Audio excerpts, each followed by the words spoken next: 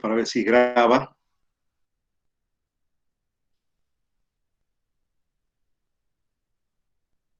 Ahí está. Bueno, esta es la segunda clase de Historia Americana 2.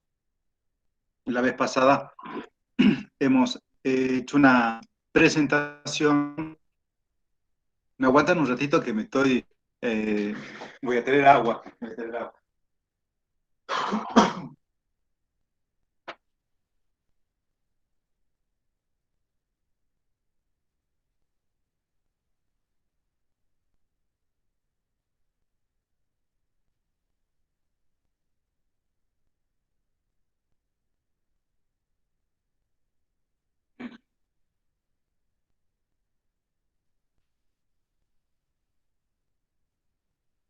Bueno, la vez pasada entonces estábamos haciendo como una introducción sobre que tiene como base el tema del programa.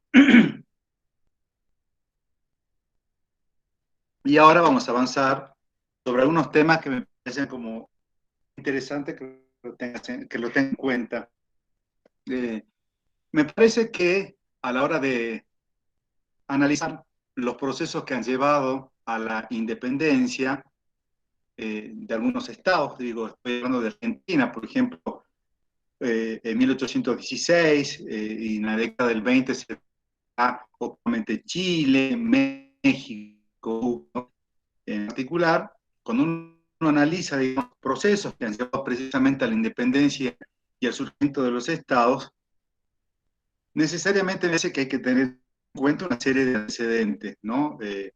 Obviamente antecedentes se dan principalmente en el orden de lo político, que tiene que ver eh, con esos procesos con esos procesos políticos que han llevado a un cambio en lo que se refiere a la idea de la concepción de la política en aquel momento. Para lo cual me parece como muy eminente poder, primero plantear que nada, el tema de la influencia que tuvo en el pensamiento de aquellos que han dirigido o han conducido, digamos, el proceso revolucionario, el tema de la Revolución Francesa. Como ustedes muy bien saben, la Revolución Francesa se ha dado en 1789, una crisis de carácter económica, pero que en definitiva ha implicado una serie de procesos también en términos políticos, digamos, si quiere, ¿no? Más allá de analizar las diferentes fases, ¿no?, que ha involucrado a la revolución se divide en fases, no es que se logró de un día para el otro. Lo que interesa particularmente es que ha significado, al menos en el mundo francés, digamos, de aquel momento, el fin de una forma de gobierno, de una lógica de poder. En este caso estamos hablando del absolutismo monárquico, ¿no?, del amigo Luis XVI particularmente, que termina muerto, ¿no?, asesinado por los revolucionarios, por la guillotina, ¿no?, si ustedes recordarán. Eso de morir en la guillotina es muy simbólico, porque cortarle la cabeza al rey es cortarle la cabeza a lo que se llama el antiguo régimen, ¿no? Digo, en este caso estoy hablando el tema del absolutismo monárquico. Lo interesante de la concepción del poder que se esconde detrás del absolutismo monárquico, y en este caso, obviamente, para que ustedes lo recuerden, hace alusión al tema del poder divino, ¿no? Es decir, el poder, en principio, deviene de Dios. Ese poder le es otorgado, digamos, en este caso los monarcas, quienes obviamente ejercen sus atributos, en este caso de poder, sobre lo que es el pueblo, ¿no? En todo caso, en esa lógica vertical, el pueblo no tiene ni voz ni votos. En definitiva, si alguien le ha de pedir explicaciones al monarca absoluto, va a ser Dios en este caso. Entonces, esa concepción de poder es la que se va a comenzar a discutir con el pensamiento de la Ilustración, que son ustedes, pero que también queda plasmado en el pensamiento político de la Revolución Francesa. Ahí particularmente se toman, hay como varias aristas en las cuales uno puede mechar, digamos, cuando analizamos el tema de la Revolución Francesa. Por ejemplo, un tema como muy interesante es aquel referido a el tema de los derechos políticos, ¿no?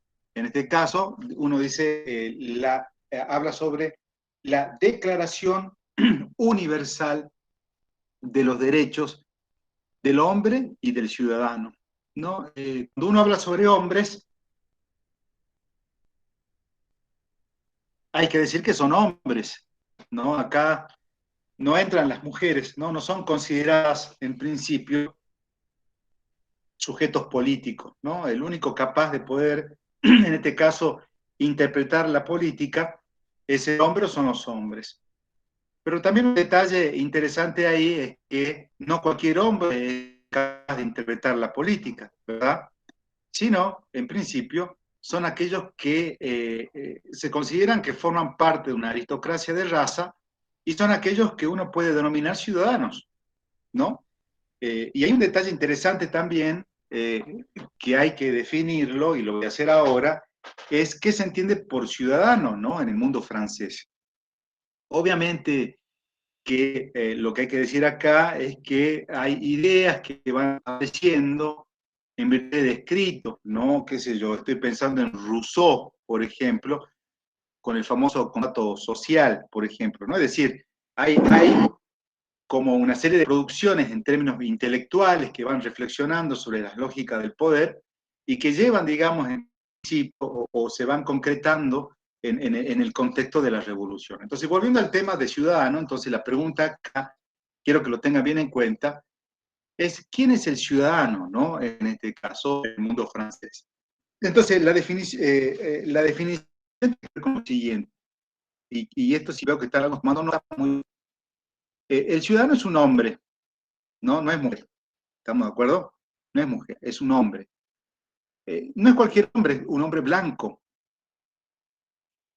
es padre de familia, es heterosexual, ¿no? Obviamente que ahí excluimos a los homosexuales, es heterosexual. Sabe leer y escribir, fíjense en el detalle, tiene una profesión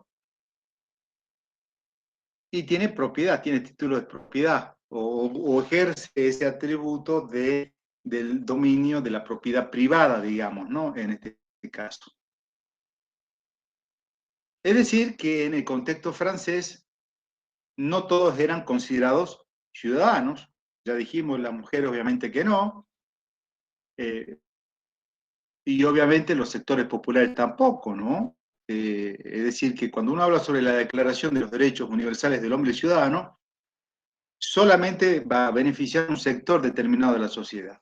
De todas maneras, la Revolución Francesa significa un avance sobre los derechos políticos, y en este caso, cuando uno habla sobre Revolución Francesa, debe de referirse particularmente a la idea de la república, fíjense, a la idea de la república, y esta idea de que es el pueblo, si uno quiere en todo caso decirlo grosamente, ese pueblo aquel capaz, mediante, mediante el voto, mediante el sufragio, capaz de elegir a propios representantes. Entonces, en relación, acá, como para que ustedes den cuenta, cuando uno habla sobre el poder del poder absolutista de Luis XVI, que termina muerto, la lógica del poder acá gira en torno a otra idea, ¿no? Acá el poder, obviamente, uno puede decir, viene de Dios, en principio, pero ya no va a parar en manos, en todo caso, del rey, sino ese poder va a parar en manos del pueblo.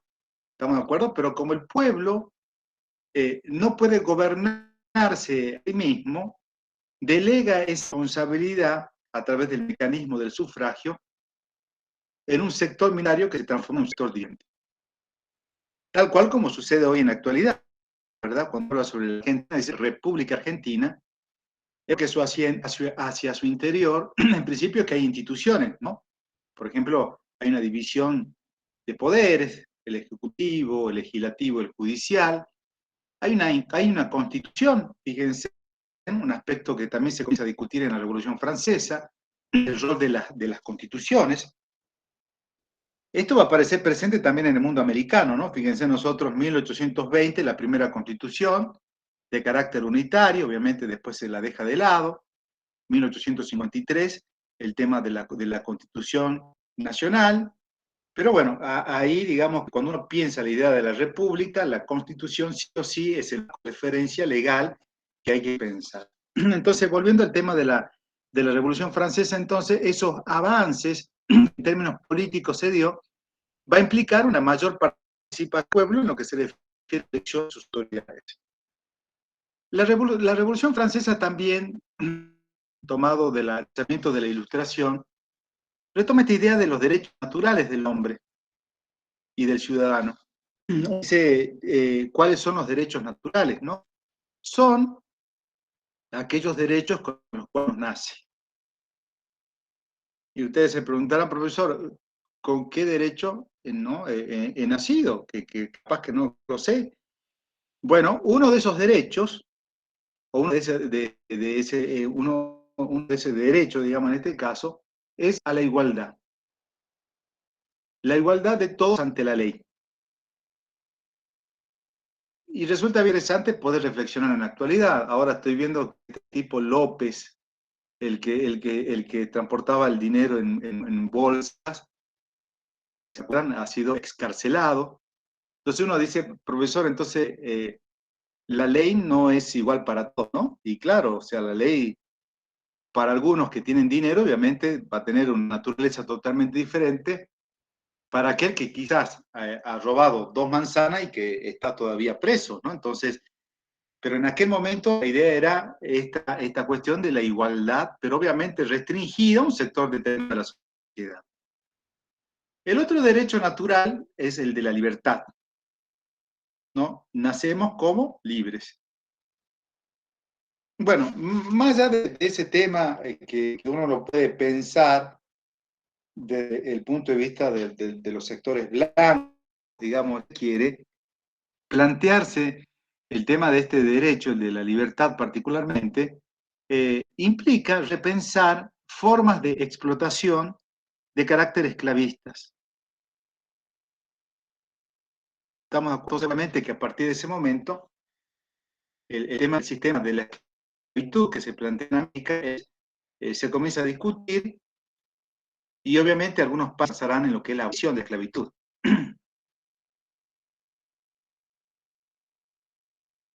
Lo que prima en términos, lo que pasa también cuando uno habla sobre, fíjense, es bien interesante, y cuando uno habla sobre el pensamiento, en este caso de la Revolución Francesa, habla de un concepto que es bien interesante, que es el liberalismo, ¿no?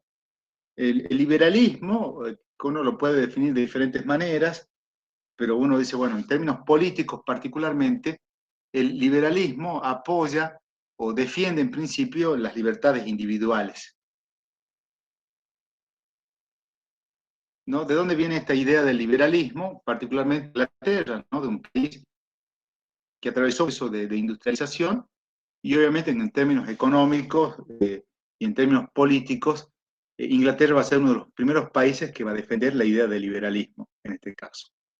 Bueno, entonces acá falta un poquito más, pero digo lo siguiente. El pensamiento de quienes llevan a cabo el proceso revolucionario son obviamente es gente intelectual, ¿no? Que ha leído a Rousseau y que está al tanto de la Revolución Francesa y todo lo demás, ¿no? Está muy imbuido de este pensamiento. Entonces, obviamente, ¿no? Su forma de pensar va a ser de carácter liberal, digamos, si quiere, ¿no? En este caso, se apuesta, bueno, a los derechos, en este caso, naturales, como ya les dije, algunos más, otros menos, apuesta a la abolición de la esclavitud. Ecuador, fíjense, recién en 1859, la Argentina, o la provincia unida del Río de la Plata, como ustedes quieran, jamás se va a expedir a favor de la abolición de la esclavitud, sino en la famosa asamblea del año 13, recuerden ustedes, en este caso se habla sobre la ley de vientres, ¿no? ¿Se acuerdan? Esta cuestión de que todo niño que era después de 1813 era considerado libre, ¿no? En este caso, pero jamás se había expedido, digamos, a favor de, en este caso, dejar libres a los negros. En el caso de, por ejemplo, de Brasil, 1890, recién, la misma situación se da en el Caribe, ¿no? En el Caribe, ustedes recuerden, no sé si se los mencioné, pero el Caribe no solo es un Caribe español, uno puede pensar en Cuba, por ejemplo, ¿no? Hay una famosa película de un barco, ¿no? Libertad, se llamaba Un barco esclavista, la película está situada en el siglo XIX. Pero ahí aparece Morgan Freeman, por ejemplo, ¿no? Como actor. Pero el Caribe en aquel momento también había un Caribe francés, un Caribe inglés, donde también, bueno, en virtud del tema de la explotación del azúcar, se desarrolla y se potencializa el sistema esclavista, ¿no? Entonces, allí también va a haber como una perduración del sistema esclavista, pero en definitiva todo va a tender hacia la abolición, digamos, ¿no? A lo largo del siglo XIX, y tiene mucho que ver con estos efectos propios del pensamiento francés y del pensamiento de la Ilustración. Recuerden ustedes que en 1804 más o menos se da la primera revolución en Haití, ¿no? Es bien interesante todo ese proceso que se inicia a final del siglo XVIII y concluye los primeros años del siglo XIX. Eh, bueno, hay varias novelas para leer. La isla bajo el mar, por ejemplo, se la recomiendo que lean, ahí lo veo a Gastón, de Isabel Allende, de Isabel Allende. Ustedes van ahí a donde venden libros usados y seguramente va a haber una versión corta, una versión barata, 200, 300 pesos. Muy interesante libro para leer, ¿no? Entonces también lo veo a Cristian ahí, que está anotando, bueno, esa posibilidad de poder leer ese texto, donde habla precisamente de la revolución en Haití. Cuenta, he leído alguna vez, nunca pude volver a encontrar ese artículo, pero decían que mientras se enfrentaban el ejército francés y el ejército revolucionario, digamos, en este caso los que se habían sublevado, los negros, mientras se enfrentaban en un campo de batalla, dice, se aparecía algo como paradójico. Dice, es que ambos ejércitos tocaban al mismo tiempo la marsellesa. Fíjense, imagínense ustedes, ¿no? Es decir, ambos ejércitos defendiendo el mismo principio, pero lo que queda en evidencia es que no todos podían disfrutar de los beneficios políticos de la Revolución Francesa.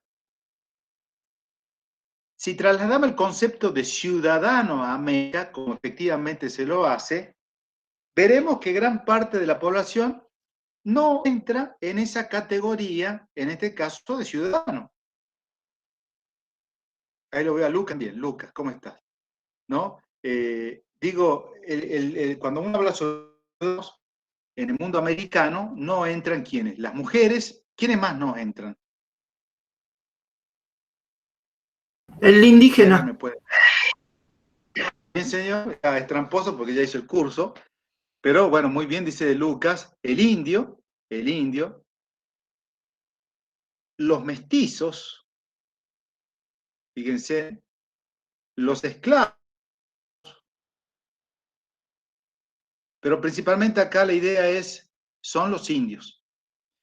Y para cumplir esa parte es que se van construyendo repúblicas a lo largo del siglo XX, pero repúblicas sin indios, porque no entran en esa categoría de ciudadanos. Ya vamos a leer un texto referido a eso en particular. Entonces, todo esto para decir entonces que gran parte del pensamiento que influye en los que llevan a cabo todo este proyecto revolucionario de insurgencia y que va a terminar en las independencias, ¿no? Están como influenciados por el pensamiento francés. Pero también hay detalles bien interesantes ahí como para tener en cuenta, ¿no? Ustedes saben que si la Revolución Francesa se da en Francia, en París, los efectos políticos de esa revolución se van sintiendo en otras monarquías vecinas. Monarquías que están muy preocupadas por el tema de que esto les salpicara y terminar, digamos, en la misma situación que Luis XVI. Así que hay en este caso, estados monárquicos, digamos, si se quiere, que le declara guerra a los insurgentes franceses. Estoy hablando de Austria, estoy hablando de Prusia. Esto es casi como historia europea, pero viene a la ocasión, digamos, ¿no? En este caso. Entonces le declara la guerra y obviamente los insurgentes logran, en principio, detener el avance de esos ejércitos que defendían la monarquía, digamos. Y dentro de esas tropas insurgentes, entre los oficiales franceses, surge la figura de Napoleón Bonaparte, ¿no? No voy a avanzar mucho sobre Napoleón Bonaparte, pero un estadista, digamos, ¿no? de mucha importancia en principio, y entonces la Europa en aquel momento se transforma en un escenario de la guerra, ¿no? Entre franceses revolucionarios y entre las monarquías, a la cual también en algún momento se va a sumar Inglaterra, que defendían los intereses de la monarquía. Lo digo esto porque usted, profesor, está hablando de Europa, pero hay un detalle bien interesante, es que en esa guerra, en principio, Napoleón se proyecta militarmente, por ejemplo, hacia Rusia, ¿no? En Rusia, el ejército francés está siendo derrotado y Napoleón Bonaparte debe volver a Francia, y ya hacia 1815 Napoleón había sido derrotado, ¿no? Ya había pasado Waterloo. Entonces ya había terminado esa fase política, pero lo interesante, volviendo a nuestra clase del día de hoy, es que Napoleón, en su presión de luchar contra los ingleses, decide atacar o avanzar sobre el territorio portugués, que ha sido muy colaboracionista con los ingleses, ¿no? Siempre fue así. Entonces, cuando Napoleón pretende avanzar sobre Portugal, antes que nada, tiene que avanzar sobre el territorio español. Entonces, ahí en particular, recuerden ustedes, lo sabe de memoria, lo toma de esclavo, digo, lo prisionero a Fernando VII, quien es reenviado, fíjense, hacia París, y en ese espacio de poder político del amigo Fernando que se fue a París, lo ponen a José Bonaparte, que es hermano, ¿no? Pepe Botellón, le decía, porque según parece le gustaba mucho la bebida, ¿no? La bebida alcohólica, como a la gente de Historia Americana 2, en este caso. Entonces le decían Pepe el Botellón. Pero obviamente hay gente que se adscribe a la idea napoleónica, pero también hay gente que no, que evidentemente en términos políticos no condecía en principio con el pensamiento de la Revolución Francesa, y van a defender la monarquía, evidentemente, mediante la constitución de juntas de gobierno, ¿no? Usted dice, profesor, acá me suena de que la junta de gobierno también hay una que tenemos nosotros en Buenos Aires. Efectivamente, esas juntas de gobierno son las que influirán también aquí, en los vecinos más notables, en la conformación de esas primeras juntas de gobierno. En un primer momento, obviamente ahí viene bien interesante el tema, ¿no? ¿Por qué juntas de gobierno? Porque volvemos a esta lógica del poder, ¿no? Dios había derivado ese poder o esa idea de la soberanía en el pueblo, pero como el pueblo no podía gobernarse, delegó esa tarea, en este caso al rey, que sería Fernando VII. Pero como Fernando VII no podía gobernar porque estaba prisionero, ese poder queda donde queda a la deriva, digamos, ¿no? Hablando abstractamente. Entonces, ese poder tiene que devenir nuevamente en el pueblo, pero como el pueblo no puede gobernarse a sí mismo, lo va a derivar, digamos, en estas juntas de gobierno que están compuestas principalmente por los notables en los cabildos, Entonces, ahí aparece una cuestión de legitimidad, digamos, se quiere, ¿no? Con estos grupos que adoptan esa posición política. Acá, en ningún momento, fíjense ustedes, se habla sobre independencia, bajo ninguna circunstancia. Ya verán ustedes como más científicamente algunos textos de Argentina 2, pero lo interesante es que es una respuesta política a lo que está pasando en la península ibérica frente al avance de napoleónico. ¿Estamos de acuerdo? Entonces, esto de la Revolución Francesa no solo tiene que ver con cómo influye el pensamiento francés, sino también la situación política del avance napoleónico en lo que es la península particularmente. Hay un detalle también interesante. Ustedes saben que Napoleón había sido vencido en Waterloo, y ahí se forma una famosa, esto también es bien interesante para que lo tengamos en cuenta, se forma lo que se llama la Santa Alianza, ¿no? La Santa Alianza en el Congreso de Viena entre 1814 y 1815. De ahí participan los monarcas absolutos, y llegan a una serie de acuerdos, entre ellos dos importantes. Una es tratar de lograr la paz en el mundo europeo, fíjense, y la otra, el otro aspecto, digamos, era, en este caso, tratar de evitar que se produjeran revoluciones similares a la francesa, ¿no? Ya no querían más, ¿no? Revoluciones francesas, ¿no? Como la de 1789. Sin embargo, como ustedes sabrán después, estas fracasan porque después se suceden una serie de revoluciones, que es la de 1820, 1830 y 1848, revoluciones que imponen, en principio, la idea del liberalismo. ¿Estamos? La vuelta de las monarquías a través de esta Santa Alianza, en este Congreso de Viena, implica, entre otras cuestiones, que Fernando VII, que estaba prisionero en París, vuelva nuevamente a su trono. ¿Estamos? Y de ahí es que se observa que en América comienzan a llegar ejércitos regulares con el propósito de volver a tomar el control del territorio americano.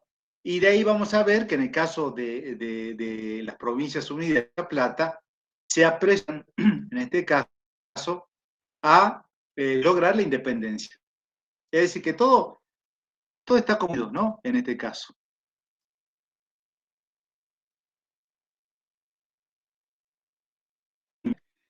Entonces, vemos que la Revolución Francesa entonces tiene mucha influencia en el territorio americano, antes y después. Otro evento muy importante de la Revolución, perdón, es la independencia de los Estados Unidos. 1776. ¿Por qué? Bueno, porque en principio logran independizarse de Inglaterra, y la forma de gobierno que se impone ahí es la republicana, evidentemente. Bueno, la división de poderes, la constitución, etcétera. Es decir, que en el escenario de la política, si hemos de buscar antecedentes, tenemos entonces Revolución Francesa, ya les hablé un poco de Haití, acá tenemos también la norteamericana, ¿no? La independencia norteamericana. Y obviamente acá también, como lo dije la vez pasada, no nos tenemos que olvidar de los efectos que ha producido las reformas borbónicas en términos políticos, digamos, se quiere, porque el sector que mayormente se ha visto afectado por las reformas borbónicas ha sido el sector criollo, ¿no? Este sector que durante el siglo XVII ha logrado una hegemonía, digamos, se quiere, ocupando cargos estratégicos en la burocracia. Esto en el siglo XVIII, en virtud del tema de las reformas borbónicas, implica un desplazamiento, es decir, ya no van a jugar un papel hegemónico, sino van a estar supeditados a principalmente el rol que juegan los peninsulares, ¿no? En este caso. Es decir, como que queda como, ¿no?, una cierta sensación que, de búsqueda en algún momento de cierta revancha contra esta situación, la cual va a ser aprovechada precisamente por el avance napoleónico en lo que es la península ibérica, digamos, se quiere, ¿no? Obviamente que también, acá están anotando, en 1812 en España nace una constitución de carácter liberal, es la Constitución Liberal.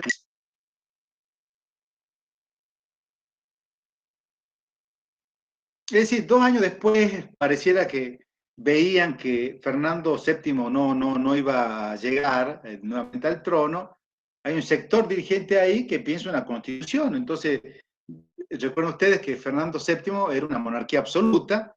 Al hablar de constitución, acá ya estamos hablando de ideas republicanas, ¿no? Entonces son ideas Fíjense, ¿cuándo llega San Martín a América? San Martín, Alvear, a través de estas organizaciones secretas, sociedades secretas como la Logia Lautaro, recuerden ustedes, y son tipos que ya vienen imbuidos del pensamiento liberal. Esta cuestión, fíjense, uno dice, después ustedes googleen, ¿no? Liberalismo. Entre otras cuestiones, se privilegia el tema de los derechos del individuo, ¿sí? El derecho a la propiedad privada, por ejemplo. ¿Estamos de acuerdo?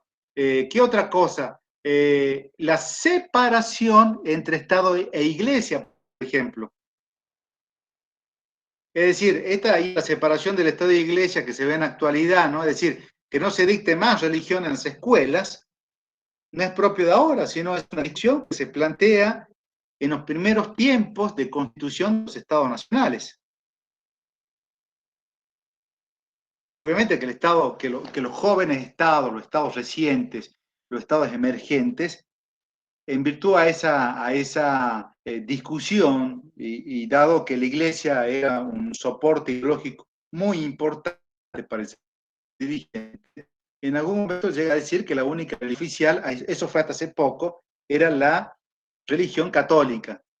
¿Estamos de acuerdo? Hasta creo Menem, en el caso de Argentina, cuando se admite a un musulmán, ¿no? Recuerden ustedes. Entonces, bueno, ¿por qué?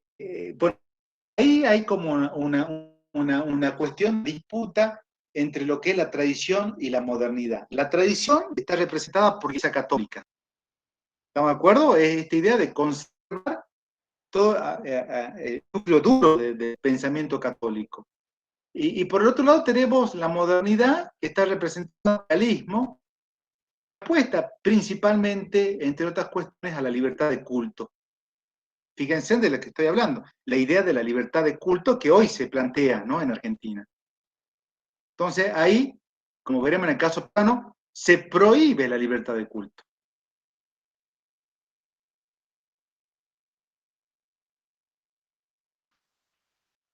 Entonces, en ese contexto es comienzan a dar estos procesos políticos que van a llevar a la independencia y que van a permitir la conformación de lo que es un Estado nacional, un joven Estado nacional. ¿Verdad? Habrá que discutir después cuáles van a ser las bases de ese Estado nacional, las bases fiscales, digamos, si se quiere, cuáles van a ser los mecanismos mediante el cual los sectores dirigentes van a lograr la legitimidad, porque no es lo mismo que uno se ponga líder a que lo elijan, por ejemplo. Entonces hay una cuestión de legitimidad que vamos a ver a través de la lectura de determinados tipos de textos. Algunos obviamente, ¿no?, se consideran como herederos de, en este caso, de un pasado indígena, un pasado glorioso indígena, como son los mexicanos, y culpan, en este caso, a los peninsulares de haber usurpado el poder de, por ejemplo, de Moctezuma, ¿no? Entonces ellos, como los dignos herederos de ese pasado glorioso, legitiman el poder a partir de esa idea, ¿no? Entonces, bueno, son esta situación que en algún momento la vamos a ver. ¿Cómo vamos con el tiempito? A ver, 19:54. Avanzo con 2 puntitos y terminamos esta clase, así no nos aburro. Vemos en torno al significado de la independencia de Joseph Fontana. Hay una serie de ideas bien interesantes acá, ¿no? Fíjense, como ustedes pueden leer ahí, dice, en principio, a ver, voy a hacer chiquito esto, ahí está. Dice, el proceso de independencia debe analizarse a partir del caso concreto de cada uno de los países. Esto como para que ustedes lo tengan en cuenta. Uno dice la independencia de Hispanoamérica.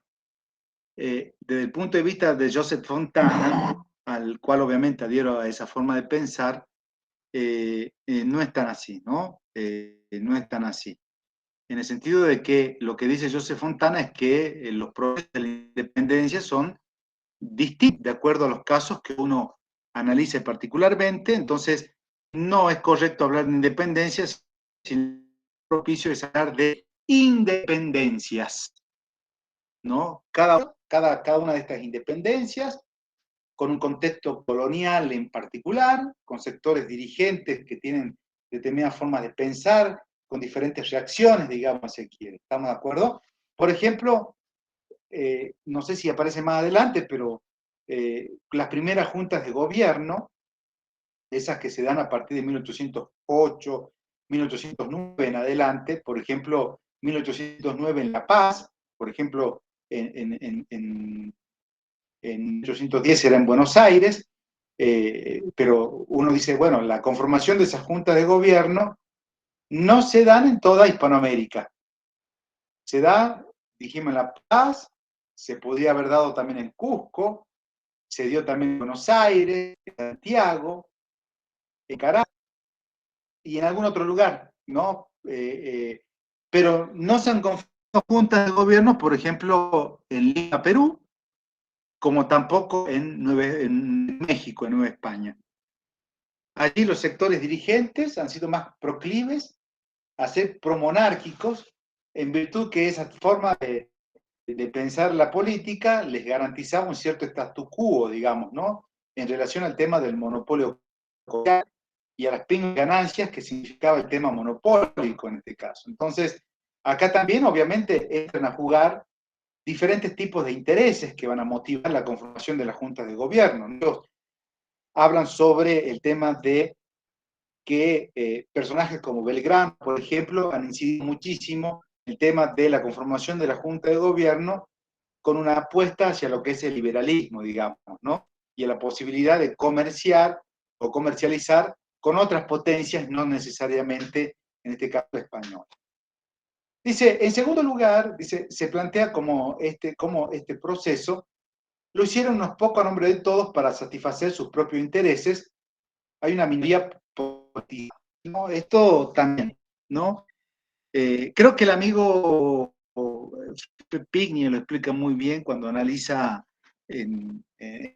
bueno, cuando él habla o hace referencia al tema de la Revolución de Mayo, ¿no?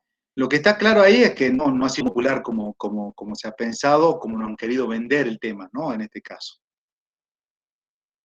¿Sí? Cuando uno dice nace la patria, dice, y se imagina el cabildo, la lluvia, el populum, ¿no? Y en realidad más bien fueron como, en principio, juntas de gobierno que han surgido como expresión de una pequeña minoría, obviamente intelectual, muy lectora, muy al tanto de los cambios políticos en el mundo europeo, pero no fue la totalidad, no fue la totalidad de la población. Si un negro anduvo ahí, fue porque estaba vendiendo algo, no porque le interesaba qué era lo que estaba pasando, ¿entienden? Esta opería, digamos, que puedo decir yo, esta opería de decir, vendo mazamorra, ¿no? No, o sea, anduvieron por casualidad, ¿no? Porque ellos han estado ahí pensando en que esa junta de gobierno les iba a traer algún tipo de beneficio.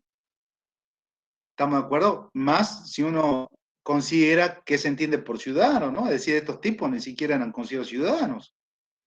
Entonces, ahí se confirma lo que dice entonces Joseph Fontana, de que ese proceso que lleva a las independencias, más bien han sido llevadas a cabo por una minoría politizada. Y ahí está, dice, de esa manera se deja de lado la acción de diversos actores sociales que al parecer fueron indiferentes ante la causa independentista, ¿no? Es bien interesante este tema, ¿no? En definitiva, tratar de ver un poco más adelante de cuáles eran los sectores que participaron y cuáles no en este caso. No, alguien podrá decir, profesor, pero los negros han participado, ¿no? Por supuesto, lo habrán hecho motivados por la necesidad de obtener la libertad, por ejemplo, ¿no? O los indios también participaron, por supuesto. Yo a ustedes ahora les voy a colgar una tarea que tiene que ver con ese aspecto para ver desde qué sentido han participado estas guerras por independencia, ¿no? Entonces, un poquito más adelante sobre esto, otro aspecto que también merece la reflexión es, dice, si hubo o no una guerra civil, ¿no? Entonces, dice, lo que implica que hubiera una participación de la gran masa popular, ¿no? Dice Joseph Fontana, que para comprobar este carácter de guerra civil basta considerar la escasa presencia de tropas procedentes de la metrópoli entre las fuerzas realistas que combatieron contra los patriotas. Un detalle bien interesante ahí, ¿verdad? Porque uno dice, estas confrontaciones se han dado entre realistas y patriotas, pero después, bueno, cuando uno analiza la fila de los realistas, vemos que también habían criollos. O cuando uno analiza las filas de los, entre comillas, patriotas, observa que también habían españoles. Entonces uno dice, che, ¿cómo es este asunto, no? Entonces, lo que dice acá, particularmente Joseph Fontana, que no es correcto poder definir esta confrontación militar, realistas y patriotas, porque entre uno y otro bando hubo determinados tipos de sectores, digamos, de la sociedad. También, fíjense, desmitificar la idea de que los indígenas colaboraron solo con los patriotas, porque no, ellos representaban un proyecto que los iba a liberar. También tenemos casos de indígenas que han respaldado a los realistas. Fíjense, entonces, eso muestra, en principio, la complejidad en la que se nos presenta particularmente el escenario de las guerras por la independencia, los diferentes sociales, los intereses, y esta lógica que viene interesante de que si bien hay líderes de por medio, también juega poder de parte de aquellos sectores de los bajos estratos que han participado de la guerra, ¿no? Entonces, ese es un detalle que me parece interesante tenerlo en cuenta, ¿no? Entonces, acá nomás dejo la clase para no aburrirlos. Esto lo voy a colgar en YouTube, después lo cuelgo en la plataforma. Pero bueno, escucho en todo caso algunas reflexiones. ¿Qué opinan ustedes? ¿Qué les pareció esta propuesta de estas entradas que se ha hecho sobre el tema, ¿no? A ver, escucha alguna opinión, algún aporte, en todo caso. Buenas noches, profe. Hola Gastón, ¿cómo estás? Me resultó muy interesante cuando usted dijo eso que en el Cabildo el 25 de mayo no fueron todos los, como decía aquel autor, fue una parte nomás de una minoría politizada, pero fueron los buenos vecinos nomás. Creo que decía la parte más sana y culta de la población. Ahí estaba French y Beruti entregando la esquela, y ellos veían quiénes podían ingresar y quiénes no.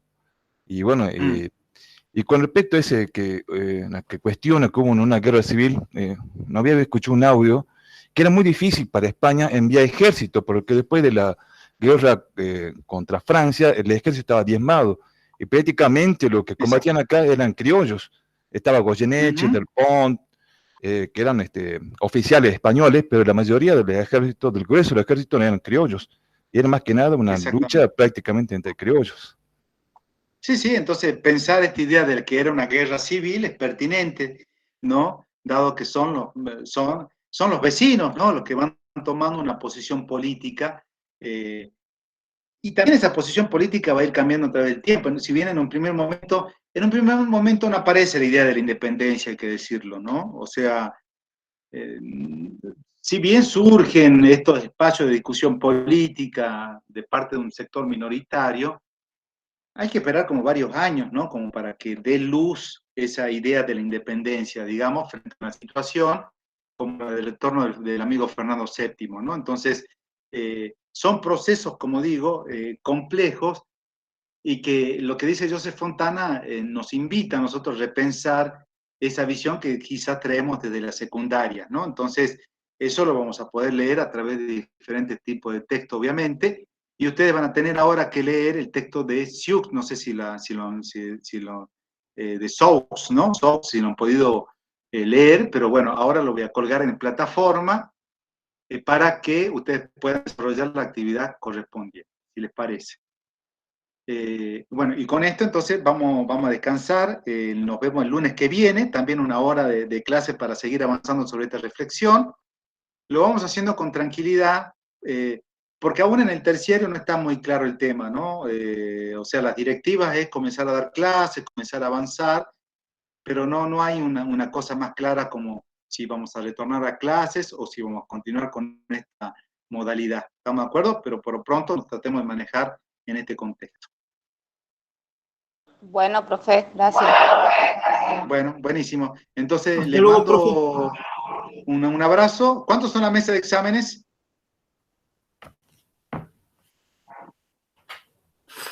La semana que viene, creo. Confirmo bien el tema de las mesas de exámenes. Por favor, profe. Si hay exámenes, no va a haber clase, pues yo justo a esa hora tengo mesa. Aviso cualquier cosa. Listo, profe. Muy bien. Un abrazo, chicos, a todos. Excelente Chao, clase. chao. Hasta luego. Buenas noches, profe. Chao, chao, chao. Chao. Chao, profe. Chao, profe. Chao, profe.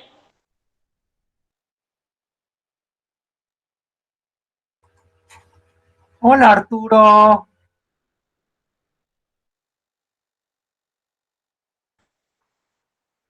Hola Sil.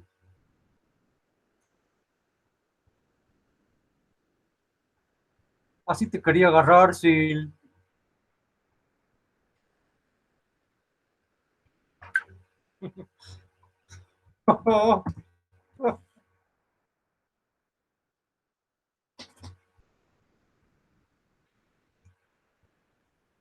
Ay, no, qué pena.